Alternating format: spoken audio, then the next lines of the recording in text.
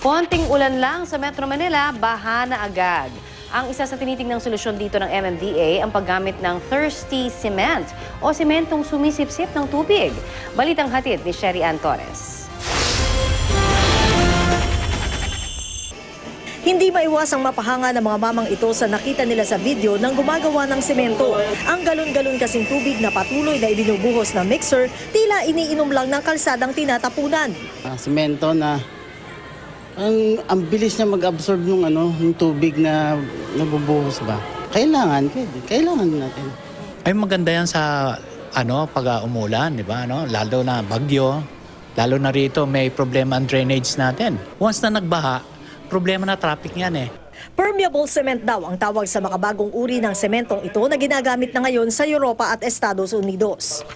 Mas marami yung mga butas-butas dito na hindi filled out ng sand o ng cement. So para pag pumasok yung tubig, dire-diretsong lalabas. Minsan na rin daw nairekomenda ni MMDA Officer in Charge Emerson Carlos ang paggamit ng permeable cement sa ating mga kalsada na konting kibot, binabaha.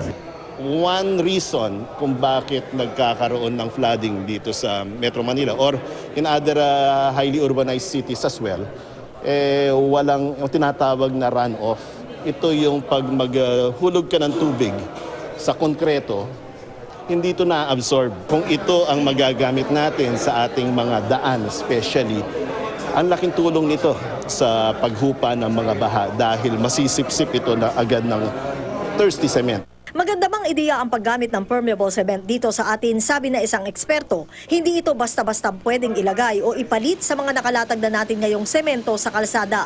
Pupunta dito yung tubig niyan pag umulan. May ulan ka. Pupunta dito, tapos punta sa may sidewalk, papasok siya doon sa butas, sa manhole, tapos meron tayong imburnal na kumukuha ng tubig. Punta dyan, kung saan man. So yun yung ordinary.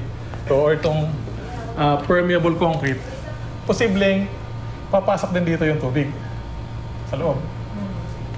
Kaya lang, sinasabi ko kailangan baguhin yung sistema. For this new material, dapat iba rin yung design ng ating kalsada. Kasi pag parehas din lang ang design, pagpasok ng tubig dito, saan pupunta yung tubig? Yung sistema sa ilalim ng permeable cement na ito na sinasabi ng eksperto na nakausap natin, dapat daw kinabibilangan siya ng sapat na bilang at laki ng drainage na siyang dadaanan ng tubig na i-absorb ng semento na ito. Kailangan din daw kahilera naman ito yung maayos na pagkakasalansada mga bato o graba na dapat magkakasinlaki hanggat maaari at maayos o matibay ang kalidad. Ito kasi mga bato o graba na ito ang dadaanan ng iba pang bahagi ng tubig, didiretso naman sa lupa.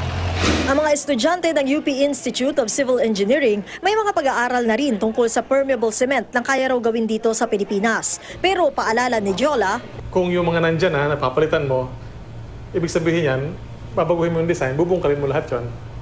So siguro mas maganda nito, unti-unti, doon na sa mga bagong areas. sinubukan namin kunan na opinyon ng DPWH tungkol dito. Pero abala raw sa pulong ang mga opisyal nito. Sherry Ann Torres, GMA News.